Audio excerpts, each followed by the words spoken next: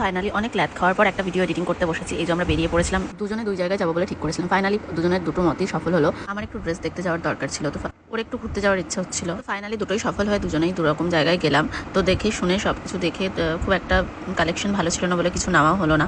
তো তারপরেই আমরা ঘুরতে ঘুরতে আবার বেরিয়ে চলে গেলাম বাস ধরার জন্য। তারপর হেঁটে হেঁটে বাসে গিয়ে উঠেই পড়লাম। আর গিয়ে ভালোই ফাঁকা বাস ছিল, বসে পড়েছি ফাঁকা বাসের মধ্যে দুজন মিলে। তারপরে ভালো করে ক্যামেরায় নিজেদের দুজনকে একটু দেখে নিলাম। তারপরে নেমে গেলাম পাটুলিতে। তারপর হেঁটে হেঁটে সামনের দিকে যাওয়ার সময় দুজন মিলেই বললাম, দে ভাই, আমার তো কেউ নেই, তুই আমাকে ভিডিওটা করে দে। তো শেষমেশ দুজনেই দুজনের ভিডিও ক্লিপ নিয়ে নিচে নামা উপরে নামা এরকম করে করে লোকজন দেখতে দেখতে এত লোকের ভিড় সব কিছু কাটিয়ে আমরা নিজেদের ভিডিও ফটো সব কিছু তুলে নিয়ে বেশ ভালোই ক্লিপস তুলছিল আমার বান্ধবীও। আর সন্ধ্যেবেলায় এত সুন্দর পরিবেশ ছিল, ওখানটা বেশ বৃষ্টি হয়েছিল তার আগে, খুব ভালো লাগছিল। তো ফাইনালি কাকিমার সাথে র্যাম্প ওয়াক করে আমিও হেঁটে হেঁটে এগিয়েই চলে গেলাম। তারপরে সামনেই দেখতে পেলাম দক্ষিণেশ্বরের একটা ডেমো এখানে শো করা হয়েছে। তো এর নিচে দাঁড়িয়েও ফটো ভিডিও সব কিছু আমরা তুলে নিলাম। এই দেখুন, এও তুলতে ব্যস্ত হয়ে গেছে।